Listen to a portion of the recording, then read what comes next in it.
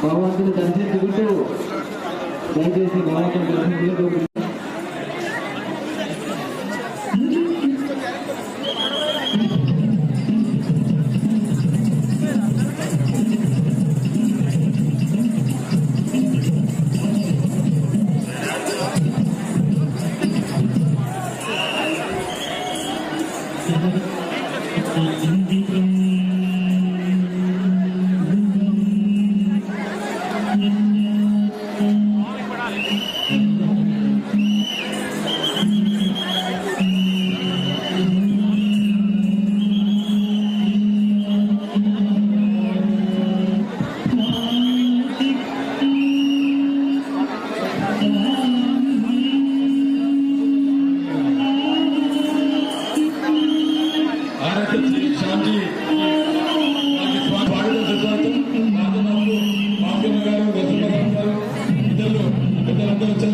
వారికి కూడా స్వాగతం సుస్వాగతం.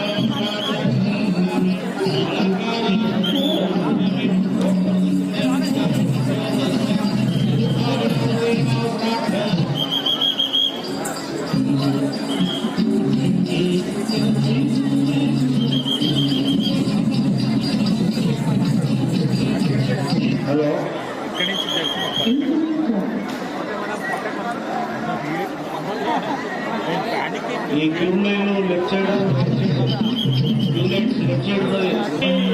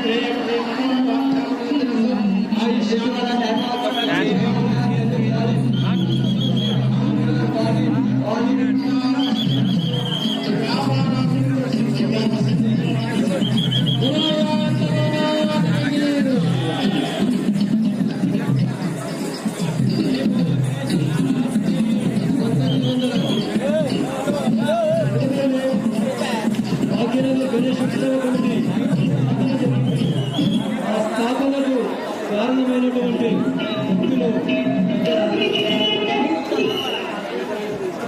వారి సోదరుడు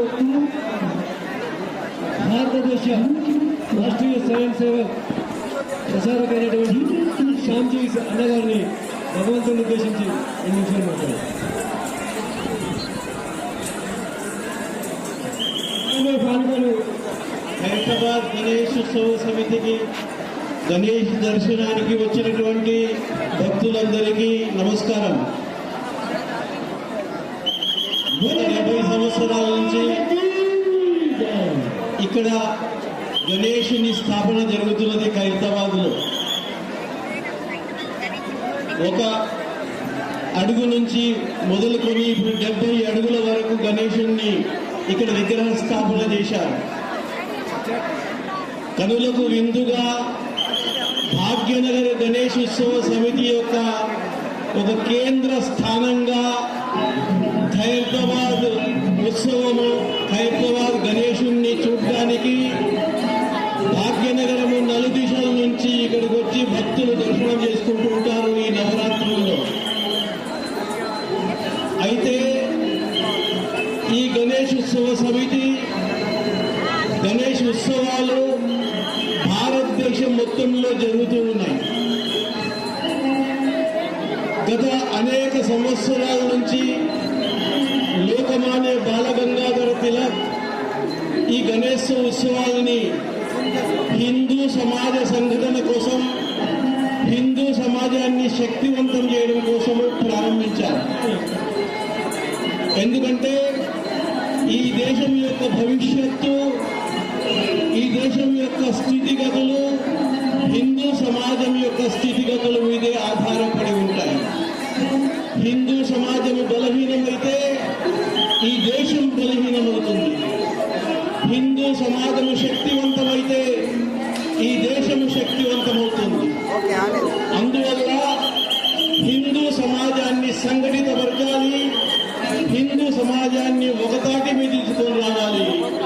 భక్తి భావనతో గణేష్ ఉత్సవాల్లో పాల్గొని ఒకతాటి మీదకి వచ్చి భక్తి భావన, ఆధ్యాత్మిక ధార్మిక భావనతో పాటు దేశభక్తిని కూడా అలవర్చుకొని మన యొక్క ఈ హిందూ ధర్మాన్ని, భారతదేశాన్ని రక్షించుకోవాలని ఉద్దేశంతో లోకమాన్య బాలగంగాధర తిలక్ ఈ ఉత్సవాలను ప్రారంభించారు స్వతంత్రం రాకపూర్వం. కనుక హిందూ సమాజము సంఘటితమై ఆంగ్లేయులకు వ్యతిరేకంగా పోరాటం చేసింది. స్వతంత్రం వచ్చింది. అయితే హిందూ సమాజమే ఎందుకు సంఘటితపరచాలి? లోకమాన్య బాలగంగాధర్ తిలక్ ఈ విధంగా ఎందుకు ఆలోచించారు? కేవలం గణేష్ ఉత్సవాలనే ప్రారంభించి గణేష్ని ఎవరైతే పూజలు చేస్తారో అట్లాంటి వాళ్ళని ఎందుకు సంఘటితపరచాలనుకున్నారు? కారణం ఏమిటంటే అట్లాంటి వాళ్ళే ఈ దేశానికి వారసులు. భారతీయులు హిందువులు మాత్రమే ఈ దేశానికి వారసులు. ఎందుకంటే ఈ భూమిని తల్లిగా భావించేటువంటి సమాజము కేవలం హిందూ సమాజం మాత్రమే. ఇంకెవరు కూడా ఈ భూమిని తల్లిగా భావించరు. అందుకనే ఈ భూమిని మనము భారత మాత అన్నాం. భారత మాతను తల్లిగా భావించి పూజించేటువంటి సమాజము కేవలము హిందూ సమాజమే. కొంతమంది దేశంలో ఉన్నారు, మేము ఈ దేశాన్ని తల్లి అనము, భారత మాతకి జై అనము, వందే మాతరము పలకము, జనగణమన పాడము అని చెప్పేటువంటి సమాజము కూడా ఈ దేశంలో ఉన్నారు. అందుకని కేవలం ఈ దేశాన్ని తల్లిగా కొలిచేటువంటి వాళ్ళు, తల్లిగా భావించి పూజించేటువంటి వాళ్ళే ఇక్కడ సమాజం అవుతారు, ఈ దేశస్తులు అవుతారు. వాళ్ళు శక్తివంతమైతే, వాళ్ళు బలపడితే ఈ దేశం బలపడుతుంది. ఎందుకంటే ఈ దేశాన్ని తల్లిగా భావించి ఈ దేశం యొక్క ఉన్నతి పర్వతమైన ప్రాణాలైనా సరే పెట్టి ప్రణంగా పెట్టి కాపాడేటువంటి సమాజం హిందూ సమాజమే.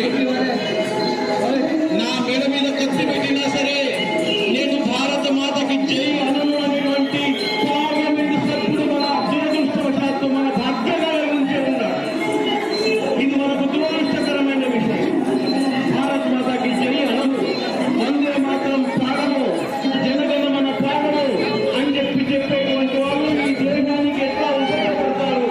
ఈ దేశాన్ని దుర్బలం చేయడం కోసము, బలహీనపరచడం కోసము, ఈ దేశాన్ని నాశనం చేయడం కోసం మాత్రమే వాళ్ళు పనిచేస్తారు తప్ప ఈ దేశాన్ని బలపరచడం కోసము, శక్తివంతం చేయడం కోసము, ఈ దేశాన్ని అత్యున్నతమైన స్థానానికి తీసుకొని పోవడం కోసం, ప్రపంచంలో ఈ దేశం ఒక గౌరవమైన స్థానాన్ని పొందడం కోసము, ప్రపంచంలో విశ్వ గురువుగా మళ్ళీ ఈ దేశం స్థాపించబడాలంటే కేవలం హిందువుల ద్వారా మాత్రమే సాధ్యమవుతుంది. అందుకనే హిందువులు సంఘటితం కావాలి, హిందువులు ఒకటానికి రావాలి. భక్తి భావన గణేశునితో పాటు మన భారత మాత పట్ల కూడా గౌరవం, భారత మాత పట్ల కూడా భక్తి, భారత మాత పట్ల ప్రేమ, మన హిందూ ధర్మాన్ని రక్షించుకోవడానికి కావలసినటువంటి సంసిద్ధత మన యొక్క సమాజంలో మనందరిలోనూ కలగాలి. మనమందరం కూడా హిందువులం, శాంతి కాముకులము. మనం ఎవరి మీద దాడి చేయము. ఇప్పటివరకు ప్రపంచ చరిత్రలో భారతీయులు, హిందువులు వేరే దేశం మీదకి దాడి చేసి వేరే సమాజాన్ని, వేరే దేశాలని దౌర్జన్యము, హింస చేసే సంఘటనలు ప్రపంచ చరిత్రలో లేవు, ఉండవు కూడా. ఎందుకంటే మనం శాంతి కాముకులం. శాంతిని కోరేటువంటి సమాజం